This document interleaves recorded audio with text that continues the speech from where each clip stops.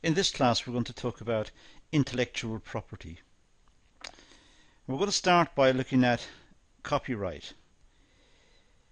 Copyright protects a wide variety of material, including writing, artwork, music, films, computer program, broadcast material, and all design and original work. So copyright is a protection for the owners, the original owners of that work, and it cuts across many different formats, as we've just seen.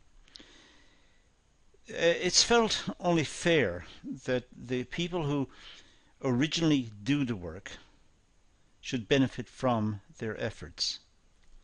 So they're given a legal right to maintain ownership of that work and to stop others from copying or using it for commercial purposes normally, but to stop others gaining from their efforts without payment. So therefore, an artist, let's say, who paints a picture, it's not right that someone should, say, take a picture, take a photograph of that picture and then gain from sales of postcards or of greeting cards or whatever that contains that artwork. They didn't do the original work. So the artist who did the original work should benefit. And copyright attempts to protect the originator of the piece of work, whoever it was. If it's a writer, protecting his or her writings from being used and abused.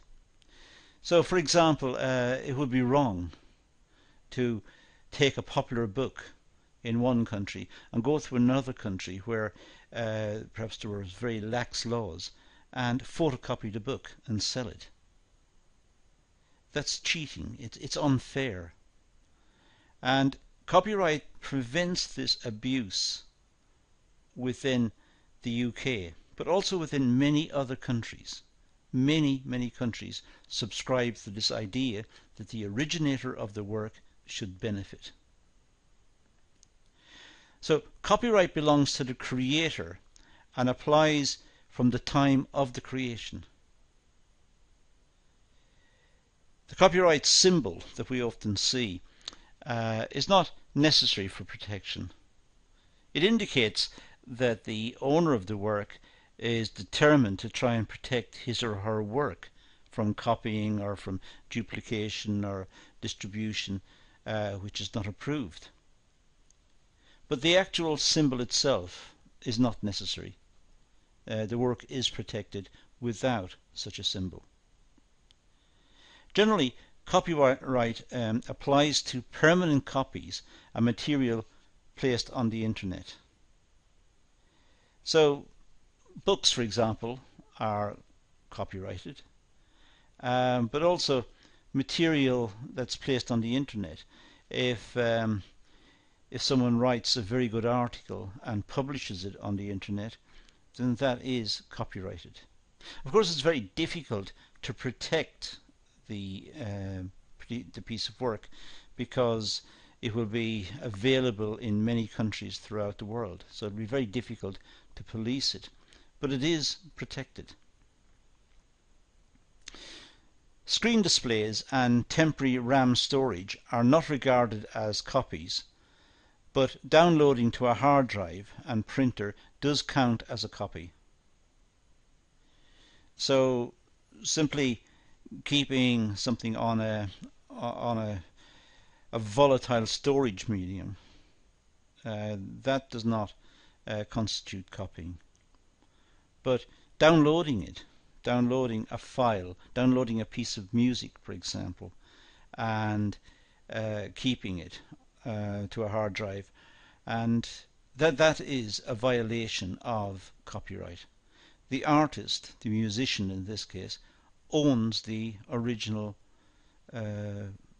music, and they are entitled to a reward for their efforts in composing that. So it's wrong to copy music, it's wrong to copy films, it's wrong to simply take down this information and use it, because it does not belong to the people taking it down. Infringement of copyright occurs when material is used without permission of the owner. That's when the infringement comes into play. It's when material is used without permission of the owner. If the owner is selling the material, let's say online, and it's possible to subscribe to the site, and if you subscribe you're entitled to download it, that's acceptable because the owner has agreed to it. But simply taking material without permission, that's what is being protected by copyright law, to stop that from happening. Some copying is permitted in the case of research and academic pursuits, and only when a proportion of the material is used. So academic institutions can take a certain proportion, let's say of a book, without breaking copyright, because it's felt that academic institutions are not making a profit out of this. They are promoting education and probably also promoting the reputation of the book. So books, articles, downloads used for academic purposes will be treated slightly differently. There's also patents, or some people say patents. Well, patents are protection on inventions and on methods of working, or on particular innovations. A patent is an exclusive right to produce a device, a substance, a method or process that is new, inventive and useful. So a patent applies to something that's new, perhaps a component, an electronic configuration of chips and various components within something which enables it to do a particular task. That would be perhaps patented. Some way of engineering something that nobody has done before, that could be patented. That means that anyone who wants to use that in the future will have to pay royalty to the person who holds the patent, or get their permission. So this normally applies to objects, physical objects, normally objects which enter the consumer market, could be the producer market. So maybe some computer manufacturer comes up with some new way of doing something, and they'll have a patent on it. It'll be legally protected to stop other producers from copying it.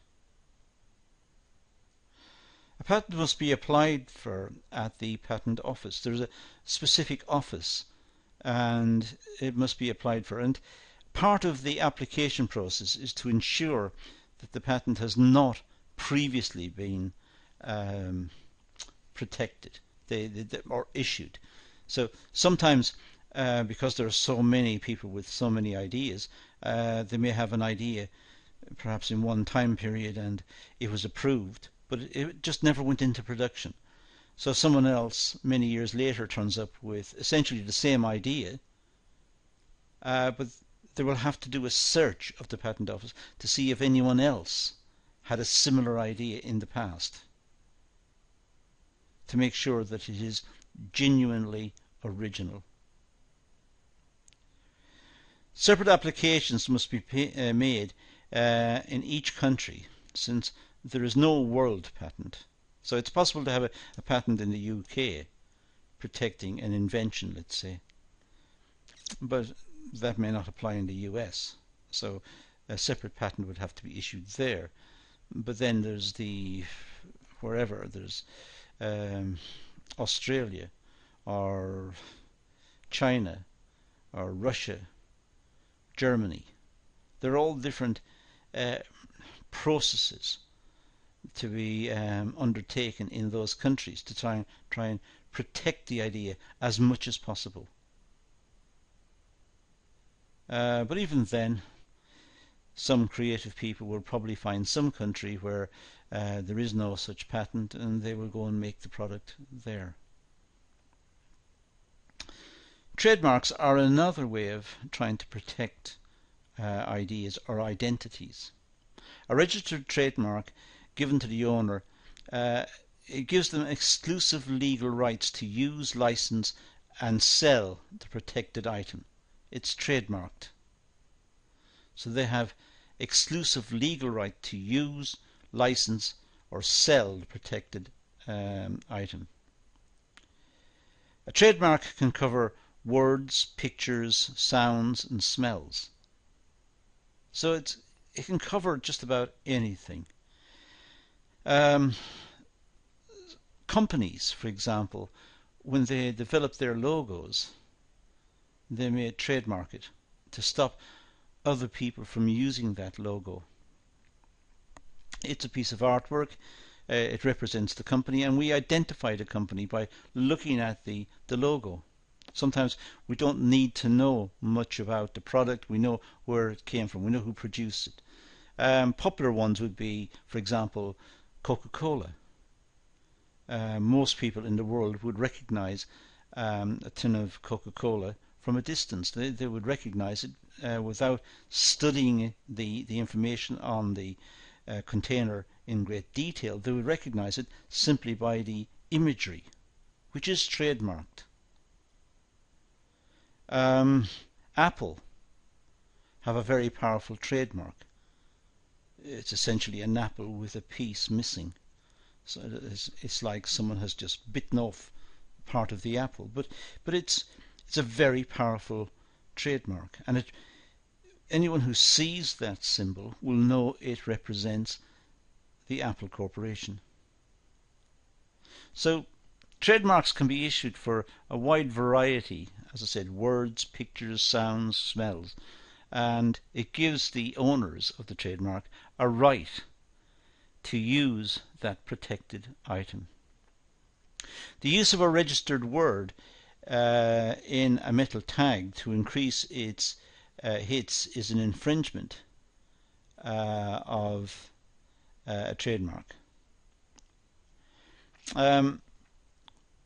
What I mean there is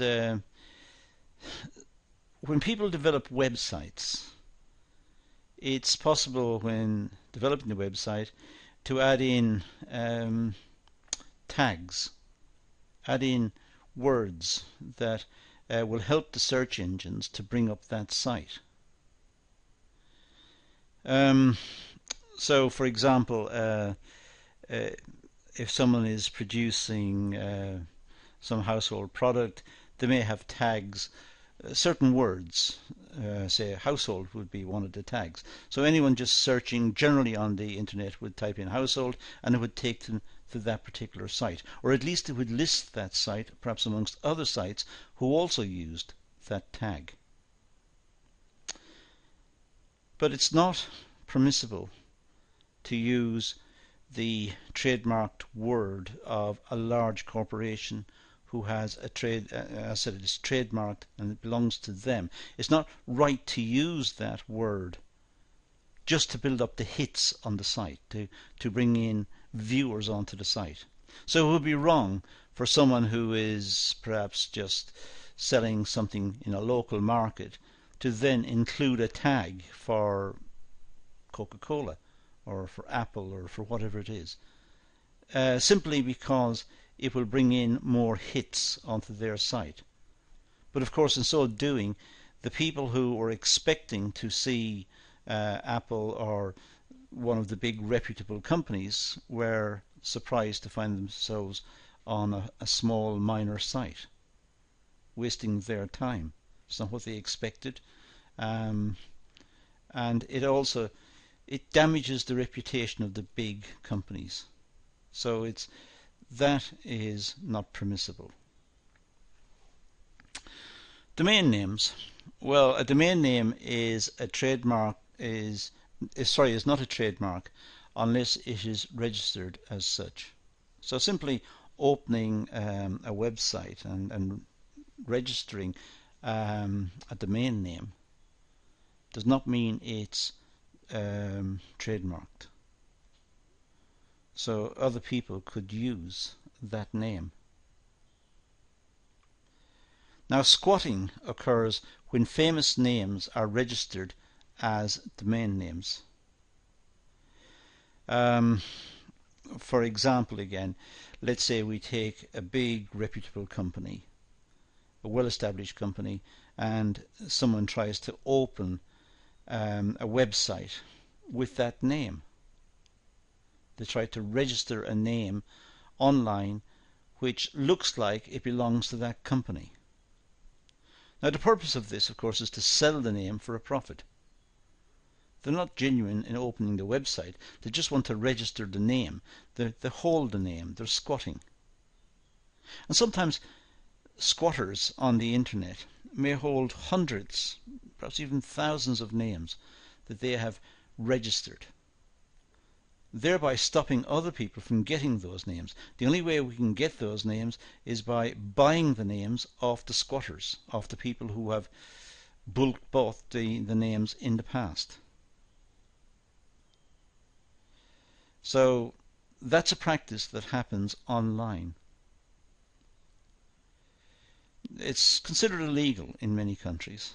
It's seen as wrong that people should just buy up the names, hold the names, in the expectation of selling the name in the future at a profit.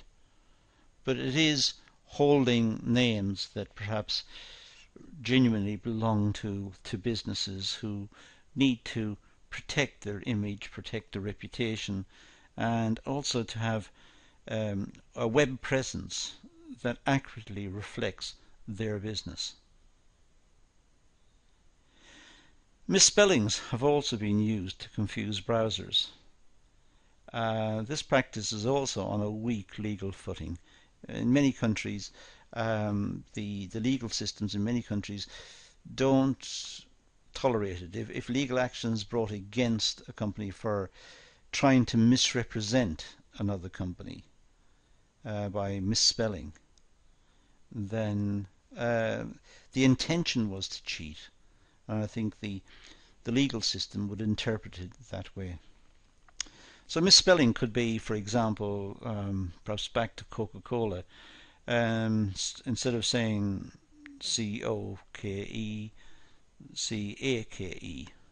The A and the O looks very similar, so it looks like it's a misspelling. But in fact, it's done deliberately to try and ride on the success of Coca-Cola, which of course is wrong. So those are some ideas about intellectual property and how to protect intellectual property. It's very important for inventors and for writers and for artists and for all who have got original ideas to try and protect the ideas so that they can benefit from their hard work and their originality, and so that they're not cheated by others who take away those profits or those revenue streams. But that's all we're going to deal with here, so let's leave it at that and say thank you for watching.